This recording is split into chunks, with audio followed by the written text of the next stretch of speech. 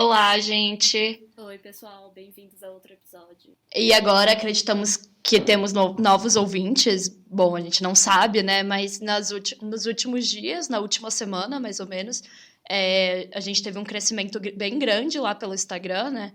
E tem sido muito legal de ver, tem sido muito legal de ver as respostas das pessoas, ver todo mundo interagindo. E a gente só queria agradecer todo mundo. Se você chegou aqui agora, esse é o primeiro episódio que você está ouvindo, ou enfim, você já ouviu os outros, mas você acabou de descobrir o podcast.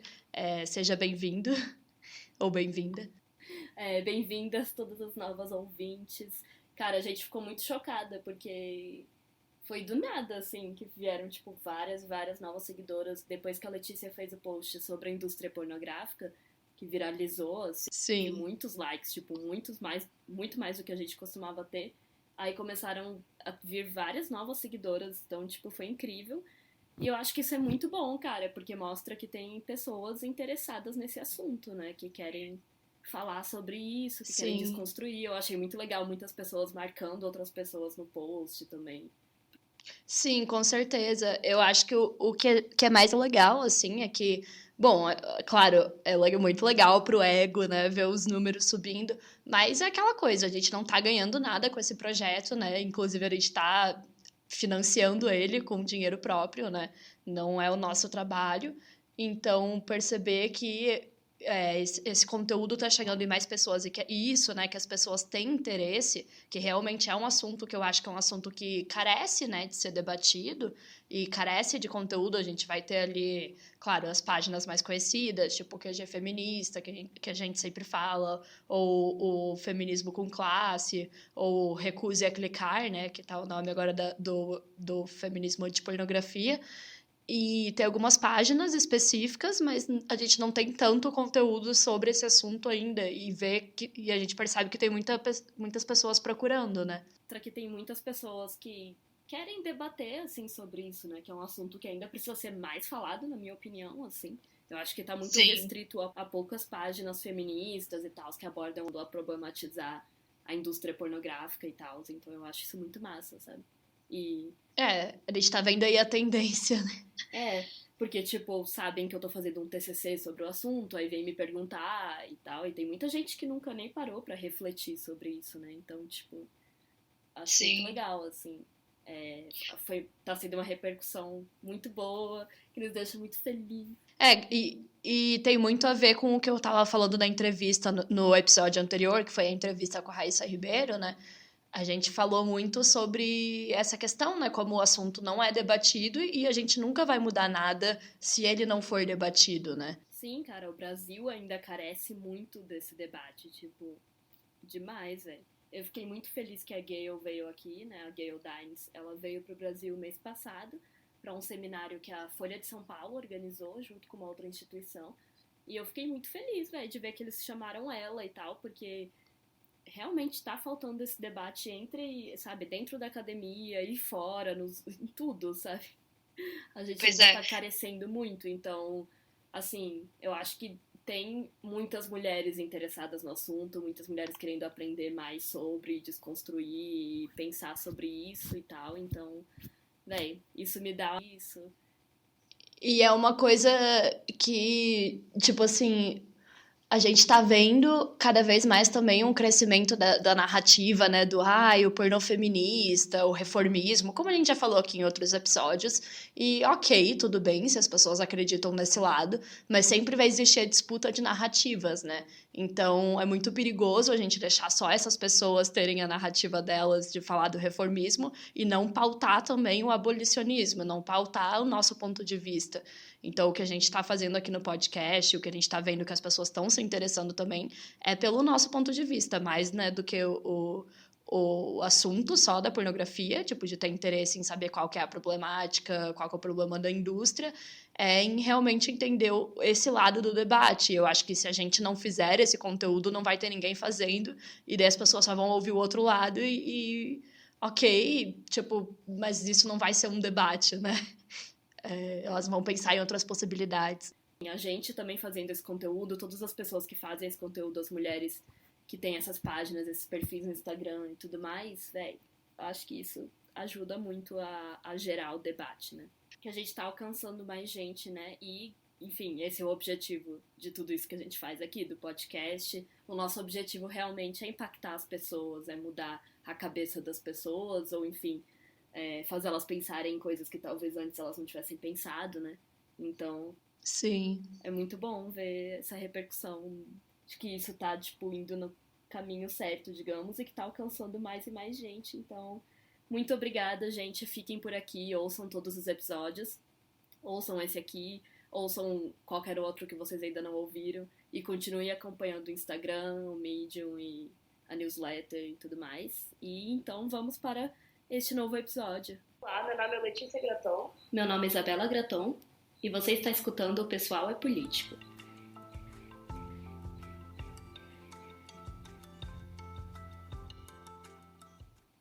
Esse é o terceiro capítulo do livro, né? Para quem tá chegando agora, a gente tá acompanhando o livro Woman Hating, da Andrea Dworkin. Acho que é bom sempre falar, né, em todos os episódios, que o podcast, pelo menos essa temporada, a princípio, inteira, vai acompanhar o livro. Então, cada episódio é um capítulo do livro Woman Hating, da autora Andrea Dworkin, que é uma autora americana, né? No primeiro, segundo episódio, enfim, a gente já falou um pouco, fez uma introdução, falou sobre ela e tudo mais. Então, hoje a gente vai entrar no terceiro capítulo dessa obra. Hoje a gente vai falar sobre esse terceiro capítulo, né, que se chama Mulheres como Vítimas, a história de O. E nele, a Andrea vai continuar fazendo análise, né, que ela sempre faz análise de alguma coisa, de alguma mídia, de alguma, né, nessa primeira parte do livro. E dessa vez é sobre um livro chamado A História de O, que eu nunca tinha ouvido falar antes de ler. Eu também não. Não sei se ele é mais popular em outros países, talvez. Assim, enfim, é um livro bem antigo e francês. Ele é de 1954 e é conhecido por ser um dos mais clássicos assim da literatura erótica, né, da época. Inclusive foi super controverso. Assim, ele foi escrito por uma mulher chamada Anne Decklos, enfim. Mas aí ela escreveu sob um pseudônimo, né, de Pauline Reage, porque naquela época, né, enfim, mulheres não poderiam escrever um livro desse tipo, então ela colocou um nome que não fosse o dela, né, para não causar tretas, porque é um livro muito polêmico, muito intenso e, bom, vocês vão entender agora quando a gente for falar sobre a história dele. E imagina ainda mais em 1954, né? Então, ele ganhou mais fama quando ele foi publicado nos Estados Unidos, né? Porque inicialmente foi só na França, no início dos anos 70. E em 75 ele teve uma adaptação para o cinema pela direção de Just Jack. Eu nunca tinha ouvido falar nem do livro e nem do filme, então para mim foi tudo novidade, assim. Eu comecei a dar uma pesquisada, né, sobre o livro para tentar entender melhor o que era, né, que a Andrea estava analisando, embora ela coloque algumas passagens, né, em alguns momentos do capítulo. Mas eu queria ter uma noção maior, assim. E é tudo bem chocante. Tipo, muito chocante. Mas bom, né? Então, por que o livro se tornou tão polêmico, né? Por que a gente tá falando que ele é tão chocante, tão comentado? Ele tem muito de sadomasoquismo e de subordinação da mulher, né? Da mulher ser passiva e ser a pessoa que tá sofrendo ali todas as coisas. Então, nós temos a personagem principal, que se chama Ou, né? Enfim, ela não tem um nome, ela é só dizem ou, só retratam ela com esse O ou zero, né? A gente não tem certeza. A letra O, né? Não tem um nome específico para ela. E a história basicamente mostra a vida dessa mulher, que ela vira escrava sexual de um homem. Ela é levada pelo seu amante René para um castelo em Roissy, que é uma cidade perto de Paris, onde ela é enclausurada e passa a ser escrava sexual dele e de outros homens. Ela é treinada para ser essa escrava sexual, ou seja, os homens usam o corpo dela da forma que eles bem entenderem, fazem o que quiserem com ela, enfim, ela é totalmente submissa a eles, inclusive várias coisas violentas, agressivas, ela é estuprada, humilhada, chicoteada, fudida de todas as formas possíveis, né, nas palavras da Andrea, e sempre se submetendo, como se ela estivesse gostando disso e querendo ser submissa, e no fim Spoilers, né? Enfim. Spoilers de um livro de 1954. No foda, fim, né? quando ela percebe que não há mais nada que o senhor Steven, que era o senhor dela, né? De quem ela vira escrava sexual, porque primeiro ela é amante desse René, mas ele treina ela e dá ela para o senhor Steven, que vira, tipo, o mestre dela.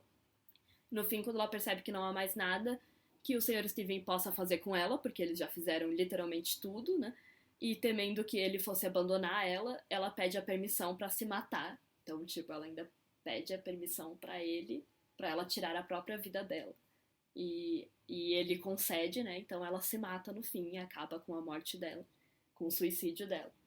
Então é uma história de submissão, né? Sexual, feminina, de sadomasoquismo também, enfim, de várias práticas que a gente vê também na pornografia, né?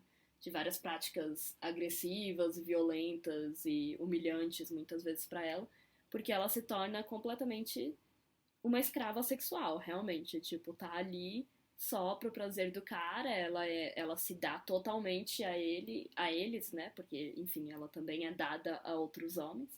E ela vira completamente só um objeto nas mãos deles, não tem desejo, não tem ação nenhuma, né?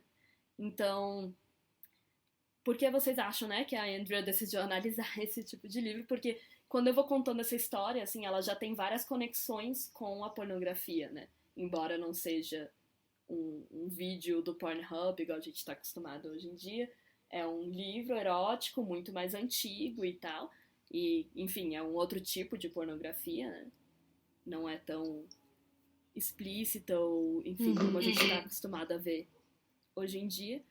Porque, afinal de contas, tem uma diferença, né, entre um vídeo e a literatura, mas o conteúdo é muito parecido, no sentido de retratar a mulher como uma vítima, de retratar a mulher como submissa, como inferior, como a pessoa que tá ali só pra ceder aos desejos do homem, né?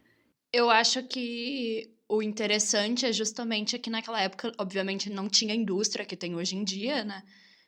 Mas a Andrea já. Tipo, esse livro é anterior ao livro dela, né? Ele é bem anterior.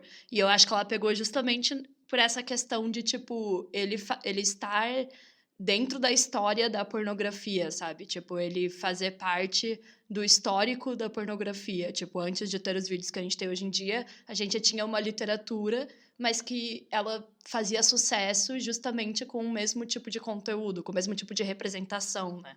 Aqui é bom e importante frisar que, embora o livro tenha sido considerado polêmico, tipo, pela época, pelos conservadores, sabe? Tipo, oh meu Deus, é uma coisa que tá falando de sexo, tipo, não é por esse viés que a Andrea vai criticar, né? Não é que ela vai falar, nossa, é moralmente errado uma pessoa escrever um livro erótico, seja uma mulher ou um homem, enfim, né? Porque no caso esse livro é escrito por uma mulher. Mas, tipo, não é isso que ela quer dizer, sabe? Tipo, que você não pode escrever sobre sexo. Esse não é o ponto dela, assim como quando as mulheres feministas criticam a pornografia, não é pela questão moral, mas sim pela questão de como está representando a mulher ali, né? E os danos que isso pode trazer para as mulheres. Então, ela não está criticando como outras pessoas na época devem ter criticado, né? Por um viés religioso e moral, do tipo, não pode falar sobre isso, não pode ter pessoas fazendo sexo e tal. Então eu acho importante frisar isso, né? Porque antes eu tinha falado ali sobre como o livro foi muito polêmico para a sociedade da época e tal, mas é por um viés diferente, né? Aqui ela vai criticar realmente o que essa história tá transmitindo para os leitores sobre o que é uma mulher, né? O que é uma mulher, o que é um homem e o que é o relacionamento entre os dois, sabe? A parte de ser polêmico eu acho engraçado porque, assim, sabe, tudo que você falou ali, só nessa descrição da história, a gente nem tá aqui, tipo, né, lendo a história ou realmente entrando em detalhes.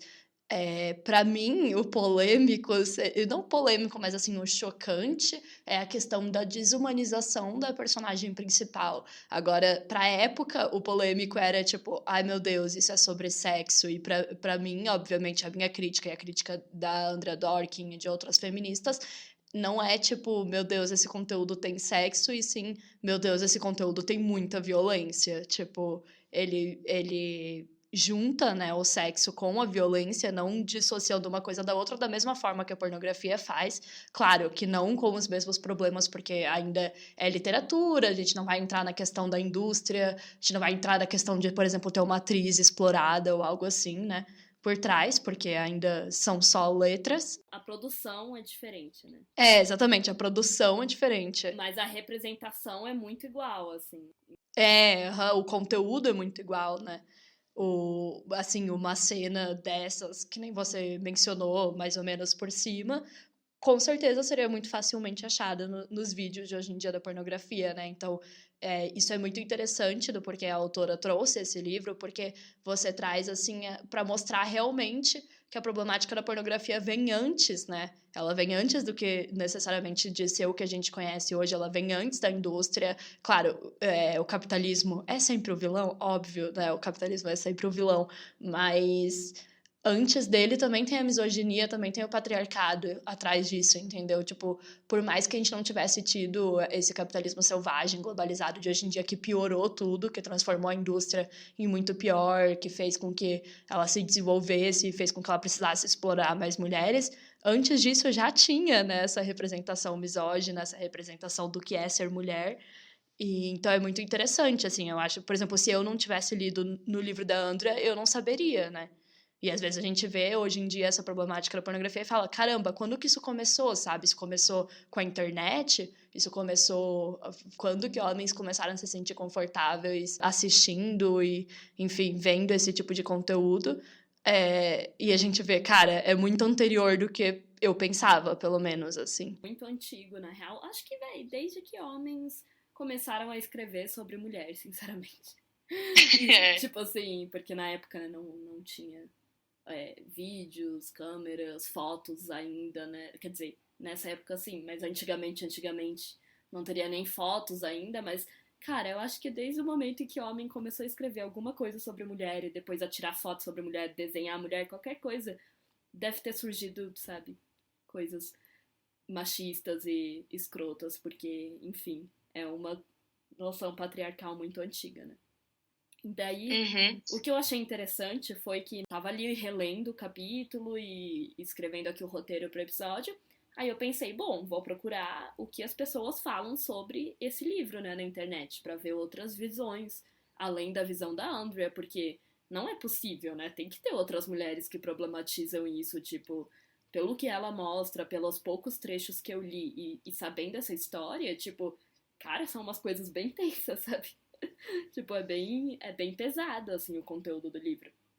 Ainda mais porque, enfim, depois a gente vai entrar melhor nessas questões, mas não necessariamente tem a ver com ser BDSM ou, enfim, também, né? Mas com ela ser a escrava. Mas, tipo assim, a personagem não tem nome, a personagem não tem personalidade, ela não serve pra mais nada fora ser a escrava sexual, né? E ela é a personagem principal, né? Tipo, do É, livro. Então, tipo, exatamente. aí eu pensei, bom, vou lá pesquisar, né? Pesquisei a história de O na internet e tal.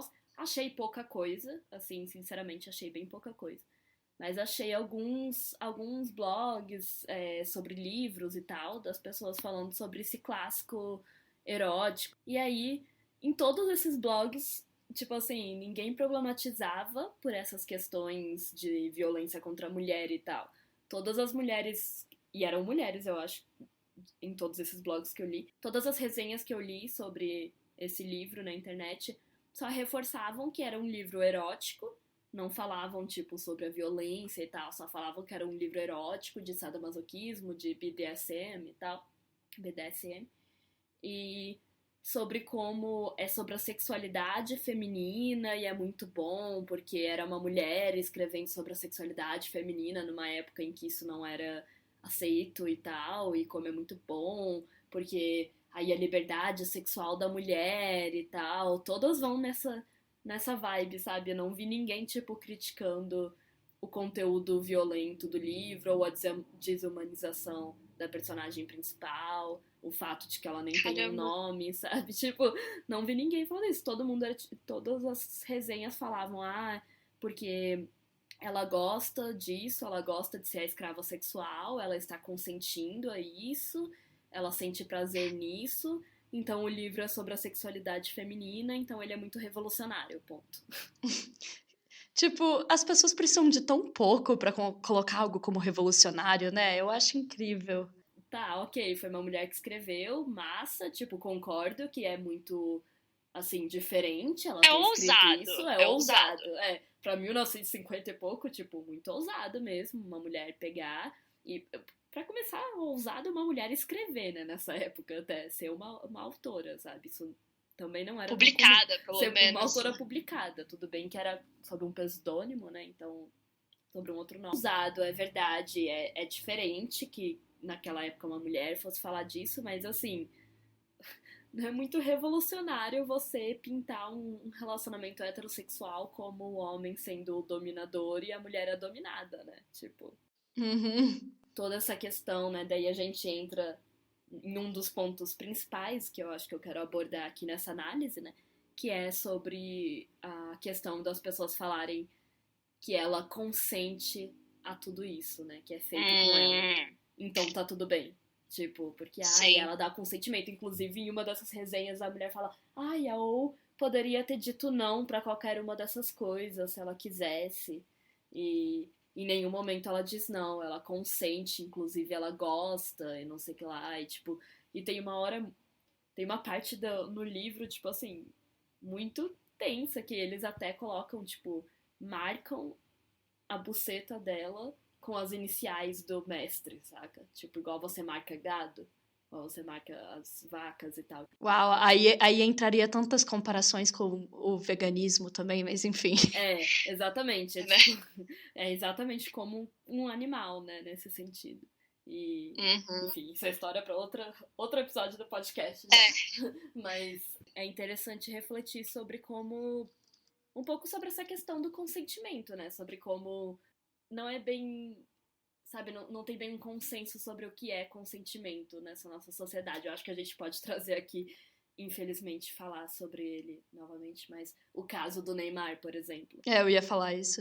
entra bastante aqui, sabe? Tipo, das pessoas falarem, não, mas se a menina mandou foto pra ele, conversava com ele, era porque ela consentiu, sabe? Tipo, querendo ou não, as pessoas sempre vão, elas sempre querem colocar como a responsabilidade da mulher, sabe? Com certeza. Tipo, não, é responsabilidade dela porque ela disse sim, ela não parou, ela não disse não, mas tipo, e a responsabilidade de um cara que faz isso com uma mulher, sabe? Tá, a gente pode até justificar tudo isso falando, a Oa, a personagem principal desse livro, queria e tal, mas e o cara que quer dominar uma mulher desse jeito, que quer marcar... Tipo, isso é normal? Que quer marcar o corpo de uma mulher com as iniciais dele, com o nome dele, tipo assim, gente... É que eu acho que essa questão bizarra de consentimento, enfim, ela vai para toda a questão do conceito de escolha neoliberal que a gente tem hoje em dia, né? Que a gente tem do feminismo liberal, feminismo popular, né? Da cultura popular, enfim, né? Pop, assim, né, tradicional, assim, mainstream, de colocar tudo na escolha. Então, se eu escolho me objetificar, se eu escolho fazer tal coisa, então tudo bem. E isso é muito, muito perigoso, porque as nossas escolhas individuais, tipo, por exemplo, uma mulher pode chegar em você e falar que, me bata, ela tá escolhendo que você, tipo, ela tá escolhendo, ela quer que um cara agrida ela. Mas isso não torna o agredir certo, entendeu? Tipo, você pode ter os seus problemas, você pode pedir uma coisa errada pra alguém nesse quesito, tipo, uma mulher, enfim, né, pedir esse tipo de coisa, pedir algum tipo de agressão, mesmo até algum tipo de abuso que nem ela saiba que é abuso, tá ligado? Ou se tá com isso, gostar disso, não sei lá, não torna ok, entendeu? Tipo, não torna certo só porque a pessoa disse que quer, da mesma forma que por exemplo, mesma questão da objetificação, da depilação. Só porque uma pessoa fala, não, eu gosto, tipo assim, gosto, né? Construção social, mas eu estou escolhendo fazer isso, não torna, tipo, uma coisa que a gente não pode criticar só porque uma mulher escolheu, sabe? Eu ia falar, tipo, aí a gente entra na questão de escolha dentro de uma sociedade patriarcal, capitalista, machista, tipo, quanto a gente realmente tem uma escolha, saca? Porque, assim, uma mulher falar que tá escolhendo se submeter à dor, a sofrimentos, a humilhações, Tipo assim, ela, desde pequena, ela aprendeu que ela tem que ser submissa, que ela tem que fazer tudo que o Sim. cara quiser, que ela serve só para o desejo dele, que ela não tem que fazer o que ela quer, que ela não tem desejo próprio, que ela tem que só esperar o príncipe dela, tipo, voltando pros outros episódios, né, sobre... E a questão da validação social como mulher, né? Tipo, se a gente só se vê nesse lugar, tanto nas propagandas, nas séries, nos filmes, a gente só nos vê num lugar de desumanização, de objetificação, é normal que a gente reproduza isso. Por isso que, por mais chocante que possa ser para algumas pessoas, tipo, ler a história da O e perceber, é uma autora mulher que escreveu isso. Ai, meu Deus, como assim? Como que uma mulher escreve isso? Porque, cara, ela cresceu nessa sociedade e ela, tipo, na cabeça dela, isso que é sexy, porque é isso que ela aprendeu que é sexy, né? Sim, aí a Tipo, gente entra no conceito que é exatamente o que a Gale fala, que a gente postou lá no Instagram, conceito de cultura pornificada, por exemplo. Se desde pequenas meninas vivem nessa cultura, hoje em dia, então, né, com a internet, enfim, com essas cantoras pop cada vez mais hipersexualizadas, desde pequena a gente aprende a se auto-objetificar, sabe? A gente se objetifica, tanto que tem o rolê do olhar masculino, né?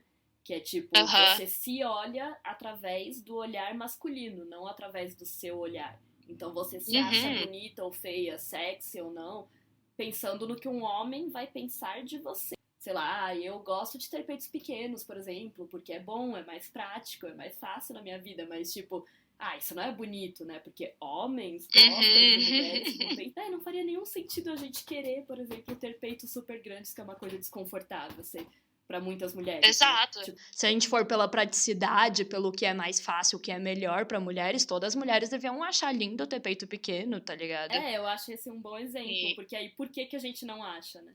Porque a gente já, desde pequena, vê aquelas imagens que são de uma cultura pornificada, de uma cultura hipersexualizada, e a gente aprende, isso é muito cruel, saca? Porque essa visão tá dentro da nossa cabeça e a gente nem percebe, que a gente aprende a se ver dessa forma, se olhar nesse espelho, e meio que, tipo, a gente aprende a se olhar e a se enxergar como um homem nos enxerga, e aí colocar o valor sobre a gente do jeito que eles colocam, que é nos transformar num objeto, como eles nos transformam.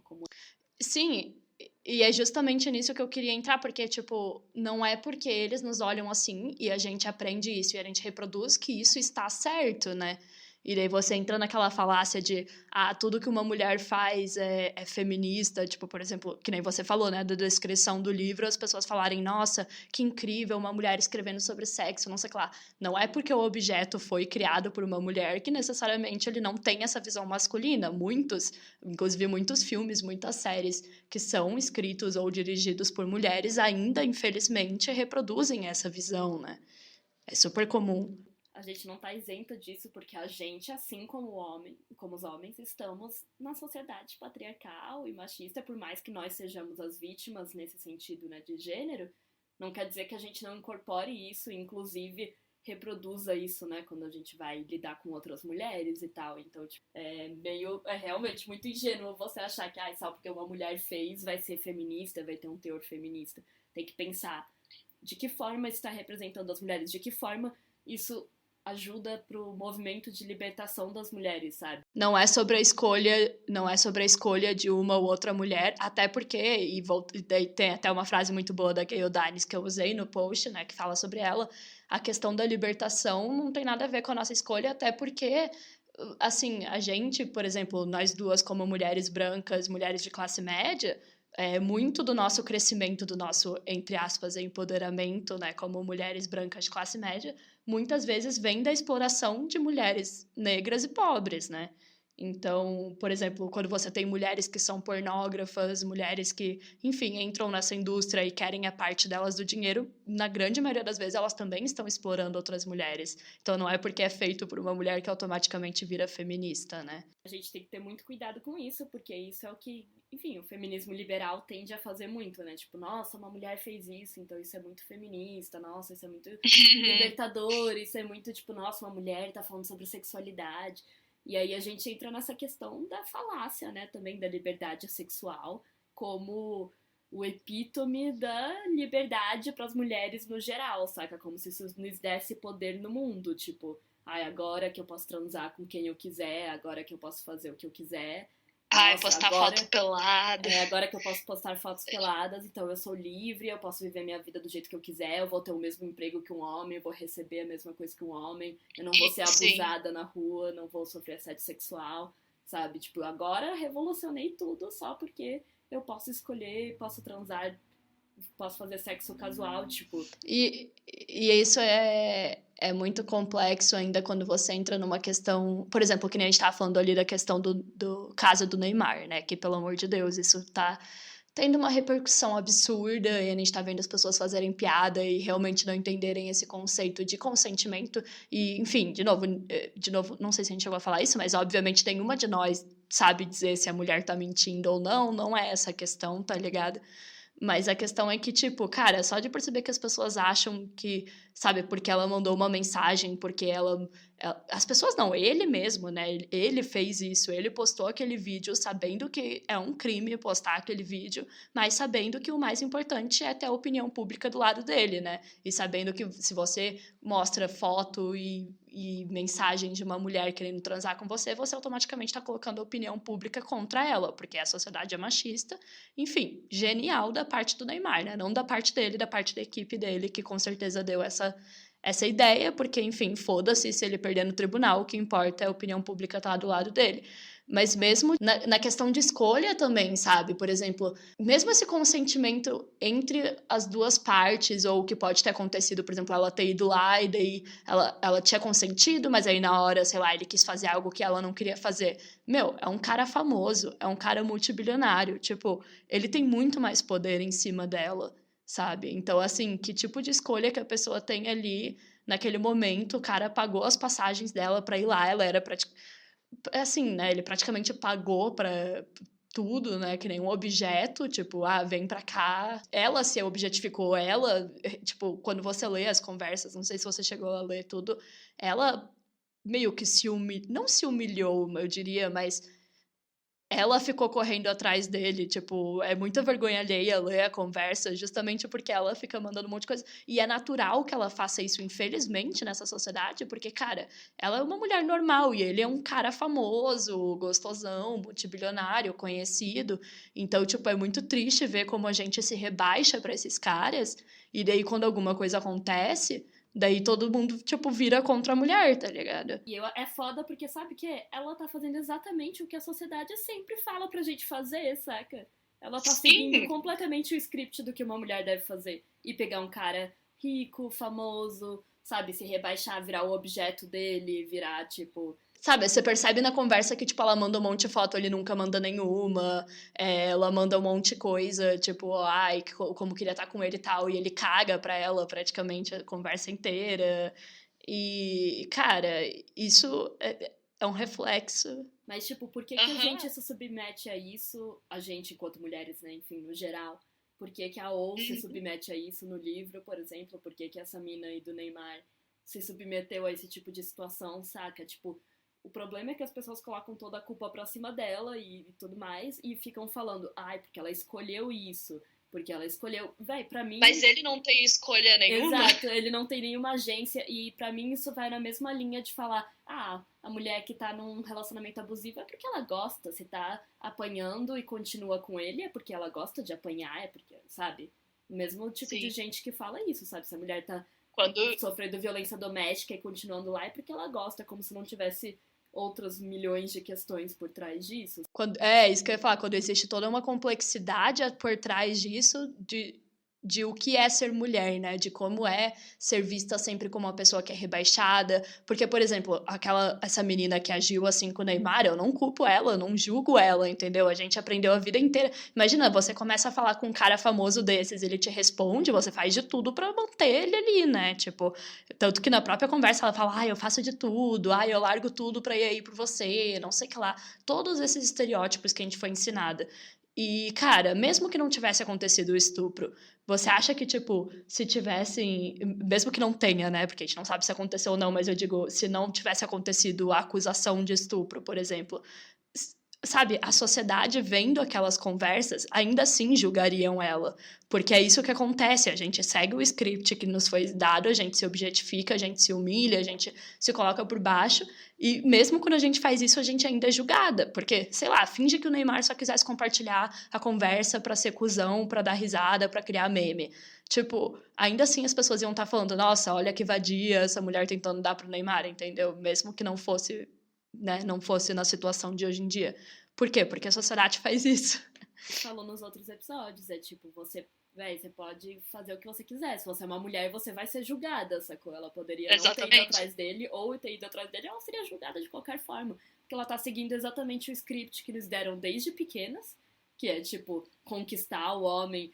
É o Neymar aqui, né, no nosso caso, moderno e tal, mas num conto de fadas era o príncipe, saca? Tipo, conquistar esse homem famoso, rico, que tem status e tal, pra ser o objeto dele, ser a esposa troféu, ser qualquer coisa, né? Ser alguma coisa para ele, ser objetificada por ele. Mas você fazendo ou não fazendo, né? Vão te jogar na fogueira de qualquer jeito, né? E isso volta na questão da OU ali, na questão realmente dessa construção da feminilidade, né? Do o que é ser uma mulher. É você aceitar aquele lugar ali e você agir de acordo com isso, e no final a personagem da OU de fato morre mesmo. Tipo, independente, mesmo ela tendo seguido todo o script do que é ser mulher, do que é seguir essa feminilidade, de se submeter, de, enfim, foi a vítima perfeita, né? Porque ela nem lutou contra isso. Inclusive, ela se deu como vítima, né? Ela se objetificou, ela se colocou naquela situação, e ainda assim, no final, é tipo, eu não sirvo mais, então eu vou só morrer aqui. Tipo, você não ganha um troféu por isso, entendeu? Falou nos outros episódios sobre o fim, a aniquilação da mulher no fim das histórias, que a gente até comparou com o casamento, enfim. E nesse caso é a morte mesmo. E é muito mais simbólica porque é um suicídio. Ela mesma se mata, entendeu? Ela mesma se aniquila. Sim. Porque ela se dá tanto ao homem, ela se dá tanto ao mestre dela e aos outros homens, enfim, ela se entrega totalmente a ele, que ela entrega a própria vida dela, sacou? Tipo, ao ponto dela pedir permissão para ele para se matar, sacou? Porque a vida dela não é mais dela. Nem isso ela pode fazer sozinha, né? A vida dela não é dela, é dele. Porque ela não pertence a ela. Totalmente a ele, entendeu? Então, que a Dorkin fala no livro, tipo, que a história da O representa a mulher adulta, assim como a gente falou do conto de fadas sobre as crianças e depois a pornografia, né? E aqui, nesse caso, um livro erótico, pornográfico também, né? Enfim, de certa forma. Representa o que é a feminilidade, o que é a mulher adulta. Ela tem que ser 100% submissa aos homens, se objetificar totalmente, se dar totalmente a ele. Assim como na pornografia, nesse livro erótico, a mulher está aprendendo qual é o papel dela ali na sociedade, né? Que é um papel inferior, que é o papel de ser... É completamente a relação de mestre e escrava, né? A relação entre homens e mulheres. De novo, coloca homens e mulheres em dois... extremos, completamente diferentes, completamente opostos um do outro, e com uma relação de hierarquia e dessa noção de que um manda e o outro obedece, enfim. Sim, e de uma forma literal, né? Não é nem subjetiva, né? Nessa história. Né? Nesse sentido aqui, é tipo assim, ainda mais... Pelo amor de Deus, explícito, Aí aqui a Andrea fala: a mulher como figura de inocência e crueldade entra no mundo adulto, o mundo brutal da genitália. A mulher se manifesta em sua forma adulta, que é a buceta. Ela emerge definida pelo buraco no meio das suas pernas. E aí ela comenta sobre a questão de que o ou do nome dela, né, que é só tipo a letra O ou um zero, é tipo um buraco, entendeu? Porque é o que ela é.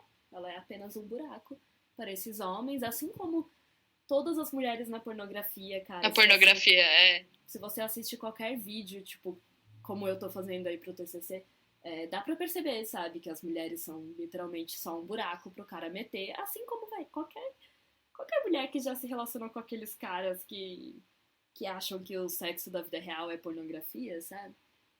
Entende o que é um cara achar que você é só um buraco, saca? Tipo assim, ele realmente só te vê como aquele lugar pra ele colocar o pinto dele e gozar, sabe?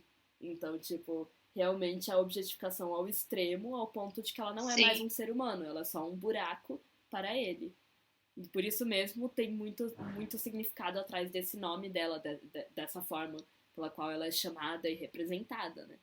E ela não tem um nome próprio, ou nem uma personalidade própria, nem nada, né? Assim como todas as outras mulheres que são representadas em filmes como a Bela do Crepúsculo ou a Menina dos 50 Tons de Cinza, todas elas são tipo... São sonsas, né? São sonsas, né?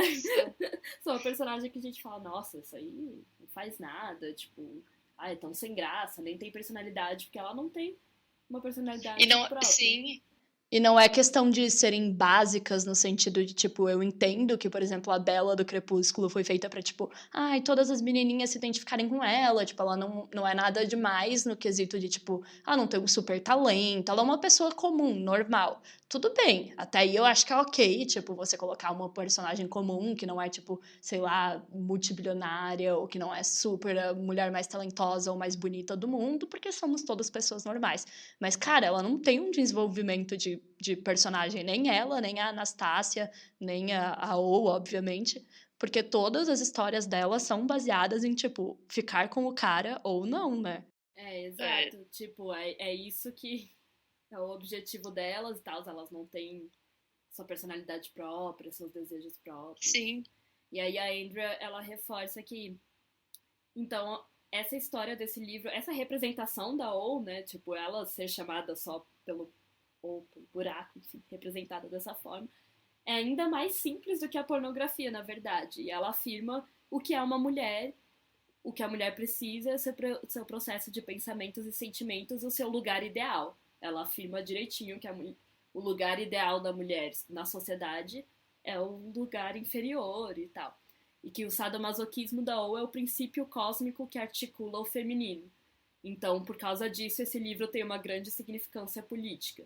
Porque por trás desse livro, que algumas pessoas podem falar, é só uma literatura erótica e blá blá, tem muito mais conteúdo, muito mais significado social por trás dessas representações. Sim. Desse relacionamento. O que ele cria no nosso imaginário, né?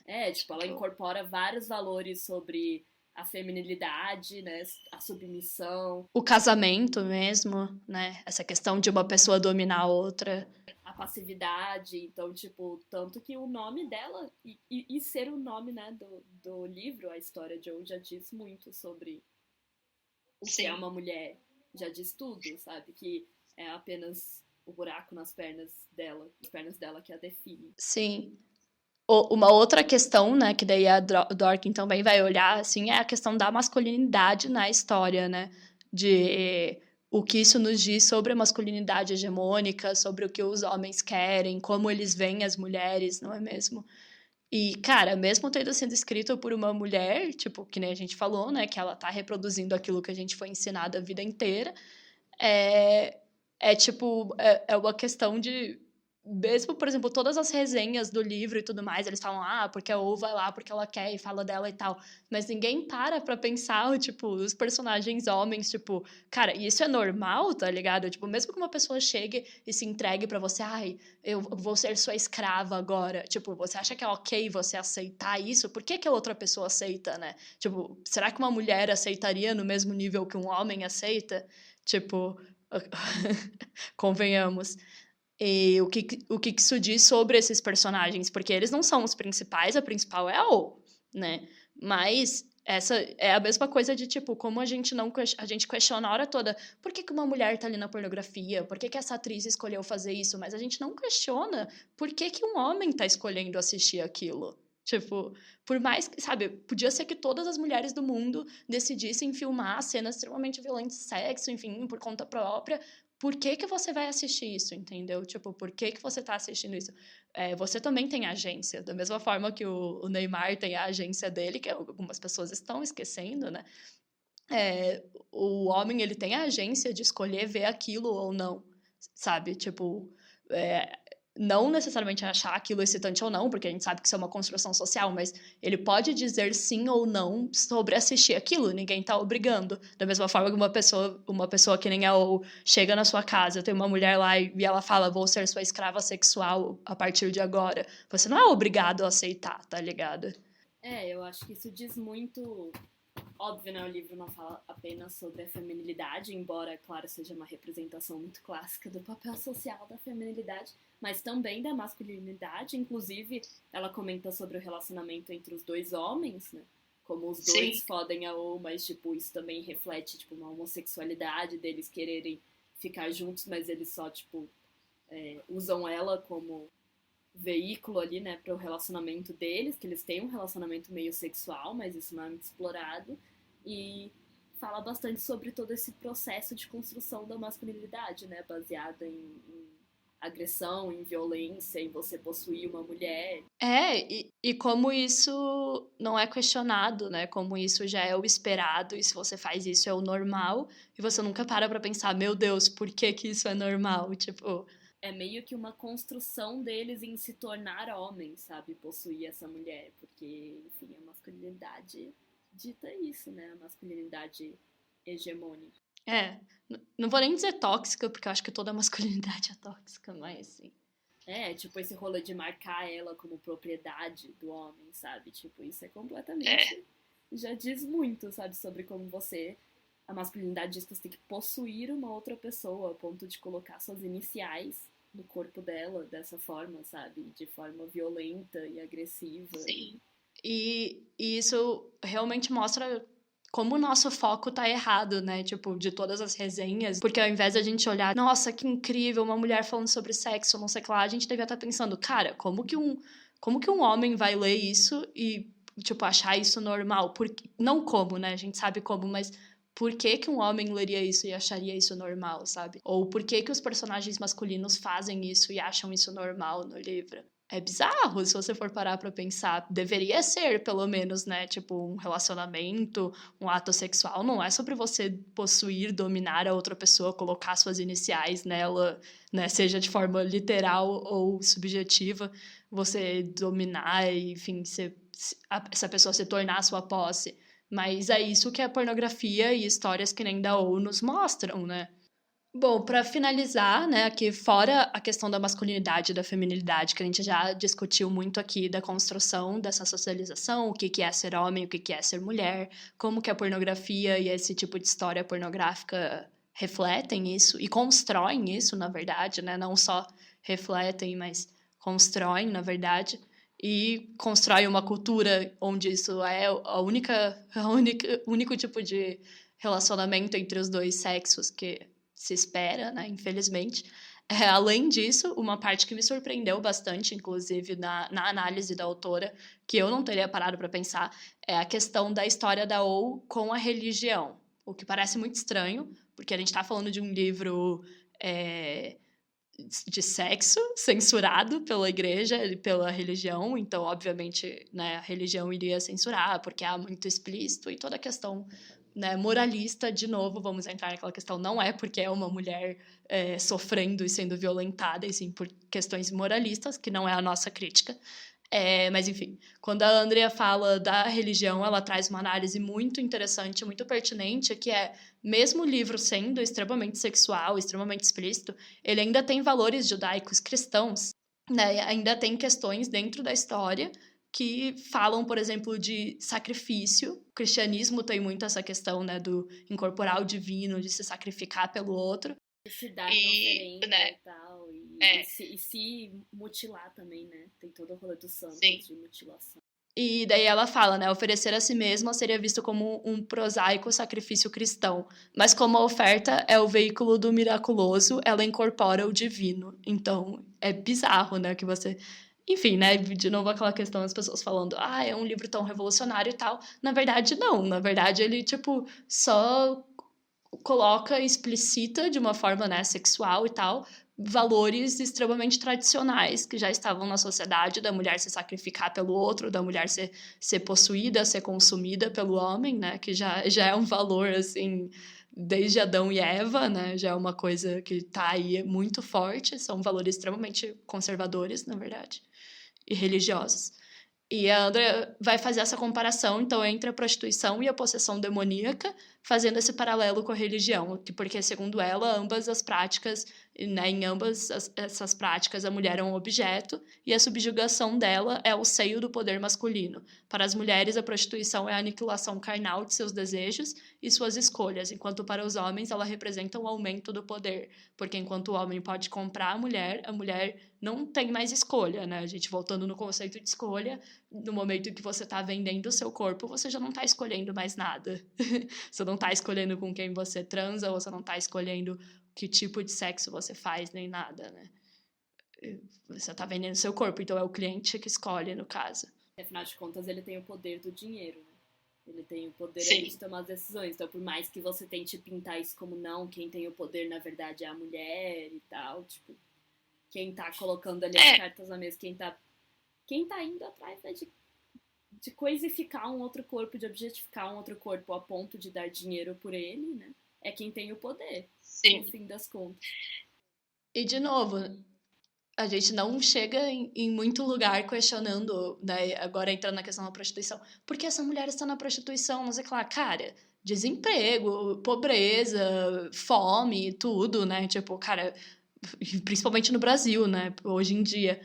Mas, assim, essa não deveria ser a pergunta. A pergunta deveria ser sempre, voltando na questão da masculinidade, por que um ser humano quer comprar o corpo de outro ser humano, né? Não é mesmo? E por que ele se sente tanto no direito de fazer isso, sabe? Ao ponto Sim. de que, porque se fosse uma coisa, tipo, tá, mas uma pessoa quer vender o seu próprio corpo, tá de boa, tipo, por que a maioria das prostitutas são mulheres, né? E todos, praticamente, a maioria, grande, esmagadora maioria de compradores são homens, sabe? Porque, ok, pode ter até homens na prostituição e tal, mas quem é que tá comprando esses homens também são homens, né? Por que as mulheres, mesmo as mulheres, por exemplo, fora do padrão, as mulheres com algum tipo de deficiência, as mulheres com, né, que são essas as desculpas que os homens que muitas vezes dão, por que essas mulheres não se sentem no direito de comprar um corpo masculino, né? Por que será? Então, isso entra tudo nessa questão, né, de você dar o poder, quem que realmente está escolhendo o quê, será que a gente realmente tem uma escolha dentro dessa sociedade, né? A questão muito complexa que a gente tocou bastante aqui sobre escolha, o que é consentimento. Você falar que uma mulher só, ela só escolheu fazer isso, então tá tudo bem, igual as pessoas falaram nessa resenha sobre o livro, esconde milhões de outras questões que tem por trás, todas as opressões que a gente sofre, todas as coisas que condicionam nossas escolhas, né, nesse mundo. E... da mesma forma que traumas, né? Assim como a gente falou no episódio sobre pornografia, que a maioria das atrizes pornôs, elas tiveram algum tipo de abuso na infância, por exemplo. Então, você dizer que a menina que foi abusada com 10 anos, nunca contou pra ninguém e tudo mais, e daí com, sei lá, 16, 17, 18, vai pra pornografia, né? Às vezes mais nova e tal, vai pra pornografia, vai pra prostituição, porque é assim que ela se vê, né? Esse trauma ensinou pra ela que é pra isso que ela serve. E daí você dizer que ela tá escolhendo, que tipo de escolha, sabe? Tipo, ela foi uma vítima dessa sociedade. E ela aprendeu isso, ela internalizou isso, ela colocou isso como isso é ser mulher, é só isso que eu posso dar pro mundo, é só assim que eu vou conseguir alguma coisa. Isso é ter uma escolha? Convenhamos, né? E você fazer uma análise desse livro só falando, porque é muito sobre a liberdade sexual da mulher e tal, porque é uma mulher que escolhe, que sente prazer em ser submissa, que curte um sadomasoquismo ali, que curte um BDSM, tipo, é muito simplista, saca? Esconde várias outras questões que você pode analisar dentro dessa história, sabe? Você pode parar pra pensar um pouco sobre o que essa personagem representa, o que essa história tá nos contando no fim, né? E aí a Dworkin traz aqui pra gente nesse capítulo, que basicamente o que para ela, né, e que eu concordo também que esse tipo de história representa, é que as mulheres são bucetas, são devassas, né, só querem sexo, basicamente só querem pinto, né, porque enfim, sexo tem que ser com um homem e tem que ser dessa forma, e elas devem ser punidas, domesticadas, degradadas, né, através dessas práticas sexuais. Então a ou se dá de presente ao seu amante, e isso deveria ser natural e bom. E termina com a aniquilação dela, né, com a morte dela, que é belo porque ela cumpriu o seu destino no fim das contas. Então, se você parar pra realmente analisar essa história, ela cumpre com o destino dela enquanto mulher, no fim das contas, sabe? Porque acaba com a morte dela depois de toda a degradação, depois de toda a humilhação, depois de todos os abusos. O que não tem porra nenhuma de revolucionário. Tem isso, né? E basicamente é essa a mensagem, né? Que a história pra mim passa, que a mulher é isso, que a mulher é só o buraco no meio das pernas, então afinal de contas ela nem nome tem, e muito menos personalidade e desejos próprios. O desejo dela é só servir ao homem, é só ser a escrava sexual dele. E ela precisa ser degradada, ela precisa ser violentada por ele, sabe? Porque é isso que ela quer, é isso que ela gosta, é pra isso que ela tá ali, e é assim que ela vai cumprir o destino dela. Essa é a mensagem que essa história tá nos transmitindo, e é isso que eu acho que a gente tem que refletir, sabe? Por que a mulher tá sendo descrita dessa forma? Por que o relacionamento entre um homem e uma mulher tá sendo descrito dessa forma? Por que esse tipo de história faz tanto sucesso?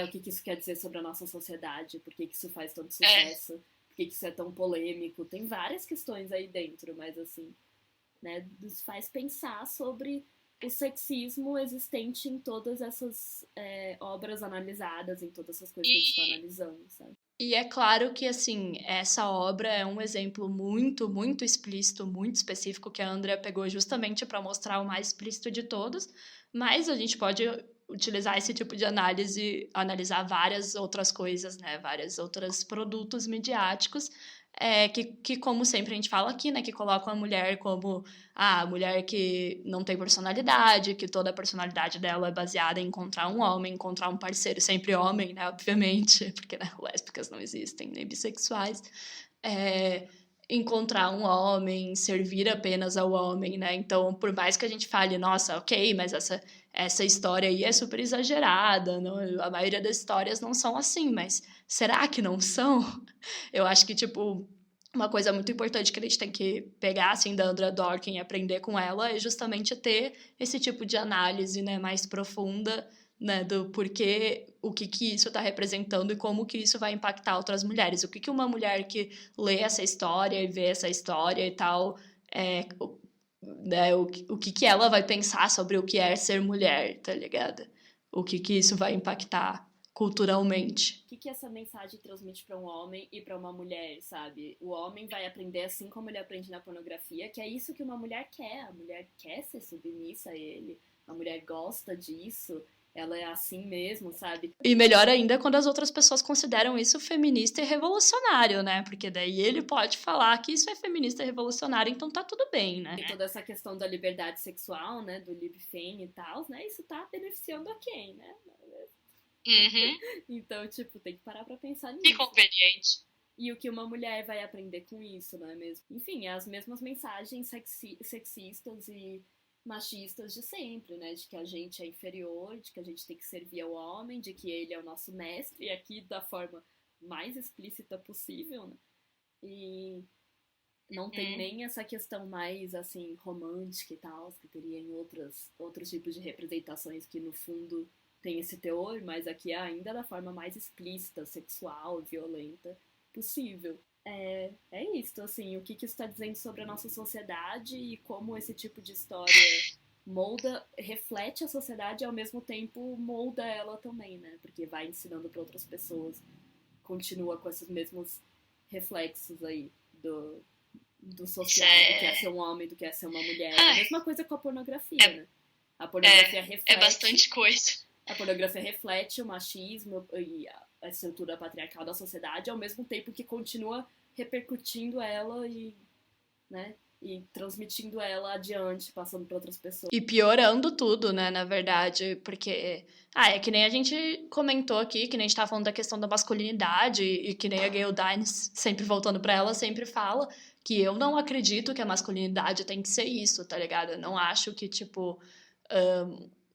eu acho que os homens têm agência, assim, pra mudar isso. Eles não necessariamente têm que ver uma história que nem da Ou e achar normal e achar excitante. Mas eles crescendo dentro de uma cultura pornificada como a nossa, tendo apenas esse tipo de mensagem, não vai ter como ter um resultado diferente, tá ligado? Para finalizar, voltando na questão, por exemplo, do caso do Neymar, cara, é muito provável, assim, que eu tava discutindo com as minhas amigas, que às vezes o que ele fez, ele nem considere um estupro, tá ligado? Tipo, que ele fale que ele não é culpado, não necessariamente. Assim, talvez ele saiba, não tô falando que todos os homens não sabem, tá? Eles não são os coitadinhos e tudo mais.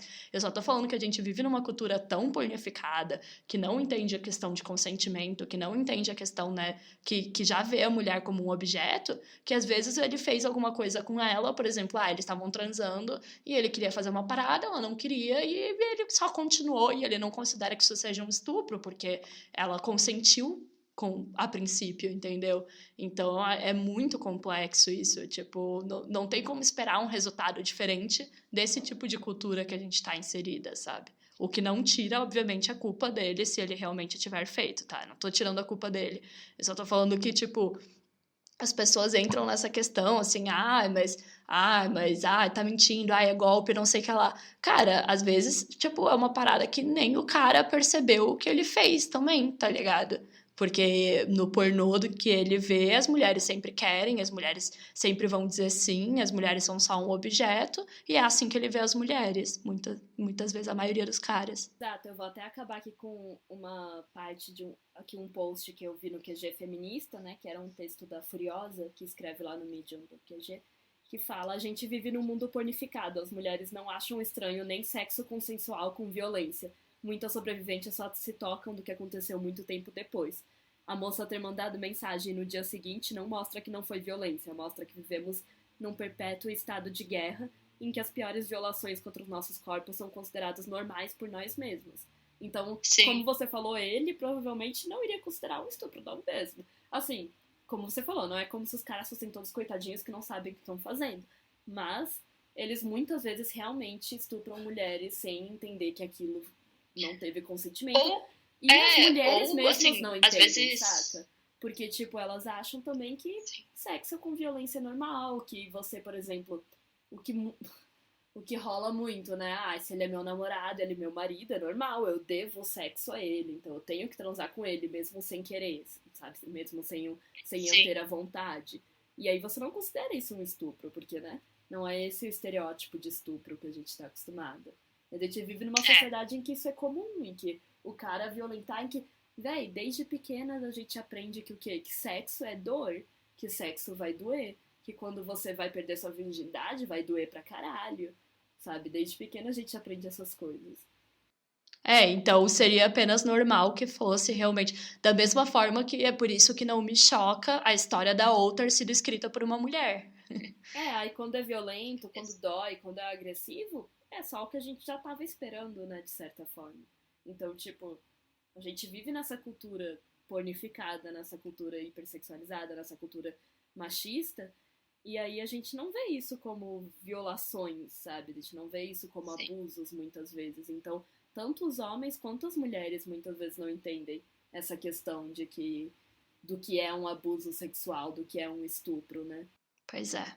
É muito complicado e eu poderia ficar aqui a noite inteira falando sobre isso, principalmente sobre esse caso do Neymar, porque, sinceramente, tá bem difícil ver os comentários das pessoas, tá algo muito complicado, tem muita coisa absurda, tem aquele imaginário do que uma vítima devia ser, enfim, tá bizarro.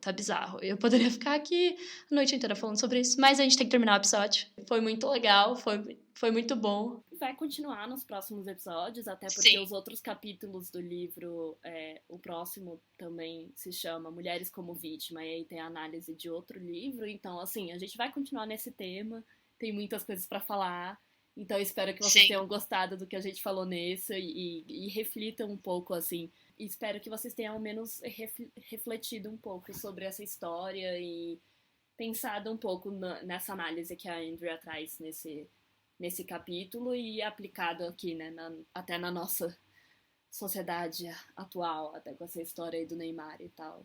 e tantas outras, né? Espero que vocês Sim, tenham com gostado. certeza. E é isso, gente. Tchau, gente. Muito obrigada por ouvir. Continuem vendo também o conteúdo no Instagram, que a gente ainda vai estar falando sobre o assunto. Enfim, se inscrevam na nossa newsletter. E, enfim, o papo continua aí nos próximos episódios.